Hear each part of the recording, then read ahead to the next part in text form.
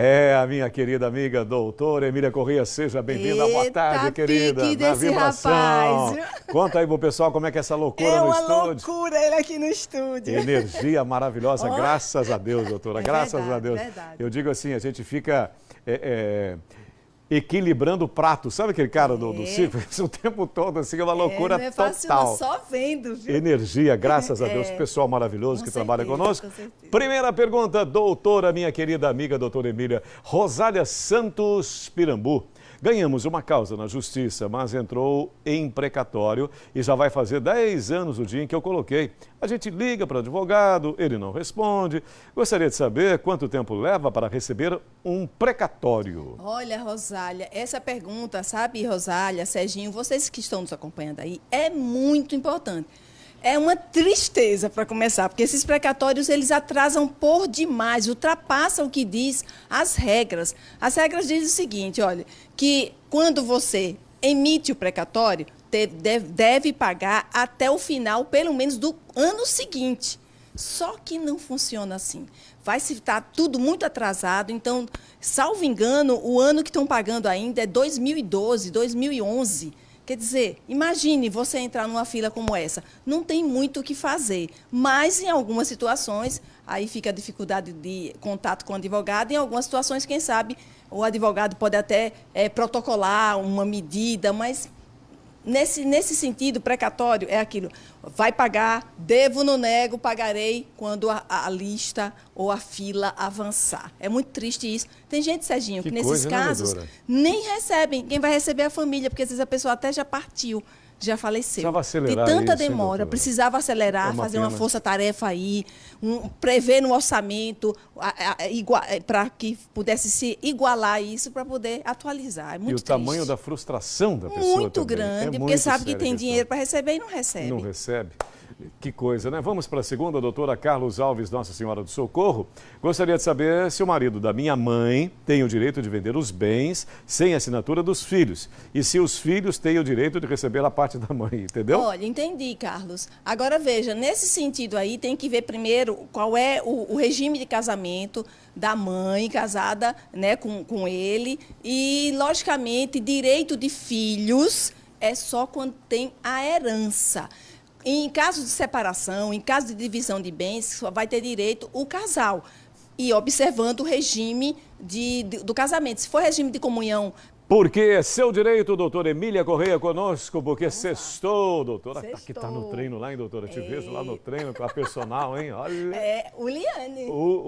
Uli. Um beijo, Uli. Tá que tá. Érica Silva, bairro Coqueiral. Meu marido tem 3 filhos do relacionamento anterior e comigo tem mais 3, são 6. Quais são os meus direitos numa casa, obviamente, em que eles moram, né? Pronto, na casa que mora, o seu direito se você chegou e essa casa foi adquirida depois desse relacionamento, depois desse casamento, e o regime for de comunhão parcial, você tem direito à metade, tá? Você tem direito à metade. Quem tem direito aí é o marido e a mulher, tá? É exatamente assim. Se não tiver nada, não tiver adquirido nada, não vai ter muito direito. Se tiver adquirido coisas móveis, tiver nota fiscal, dá também para questionar isso aí.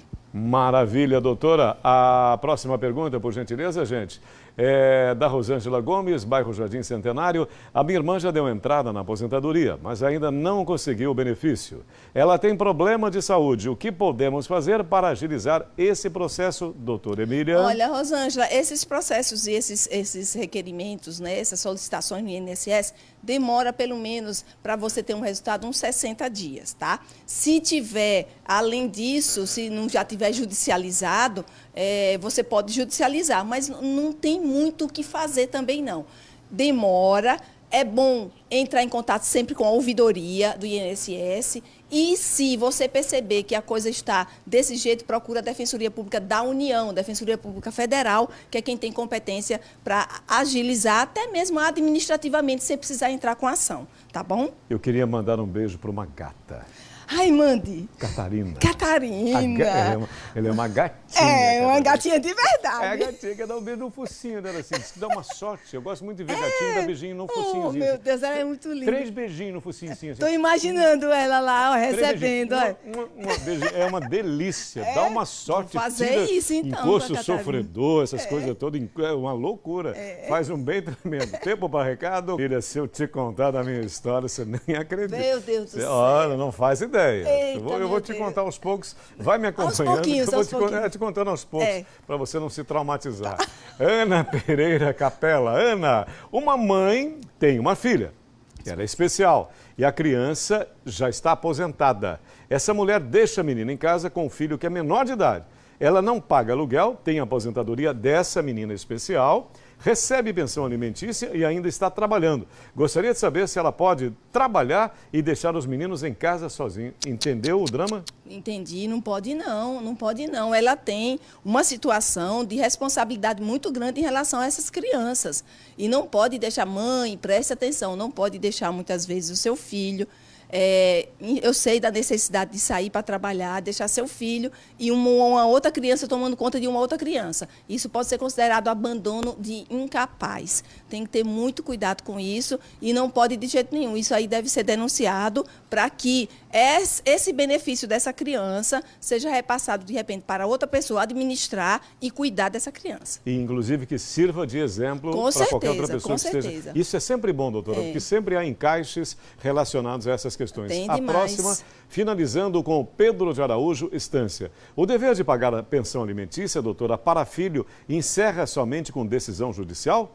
O alimentante, ou seja, o que paga a pensão, precisa solicitar a exoneração do dever para daí então o juiz deliberar sobre o assunto, analisando a necessidade e os requisitos? É mais ou menos essa teoria? Então, Pedro, olha, uma ação de alimentos que o desconto é feito em folha, se a pessoa, quando chegou o limite, a criança, já não é mais criança, é adulto, já tem seu sustento próprio, já concluiu seu curso, o pai, que está tendo desconto em folha, tem que entrar com um pedido de exoneração de pensão alimentícia, porque senão esse desconto fica sendo feito continuamente. E se ele não fizer isso, o juiz não vai adivinhar para fazer cessar. É o pai que tem que provocar isso através de um pedido de exoneração de pensão alimentícia, com os requisitos, como foi colocado, os motivos legais, que seria a maioridade ou o sustento próprio daquela pessoa. Certíssimo, querida. Só confirmando, amanhã tem cafezinho. Amanhã, café com Emília Correia. No Instagram e no Facebook. No Insta e no Facebook. Emília Correia Oficial. Oficial. Emília Correia Oficial. Cafezinho gostoso. Cafezinho gostoso. E amanhã tem jogo do Lagarto e Sergipe, viu? É a TV Atalaia que vai transmitir. Lagarto! E vai ser campeão. Sempre aqui na TV Atalaia, exclusivo. Sempre na TV Atalaia. Tá? Chique a TV Atalaia. Sensacional. Segunda-feira juntos? Segunda-feira juntos. Conto contigo, hein? Tchau, Beijo, tchau. querida. Tchau, tchau, doutora Emília Correia. Segunda-feira você não pode perder. Ela estará conosco esclarecendo tudo o que é de mais importante para você e recebendo com muito carinho sempre as suas dúvidas.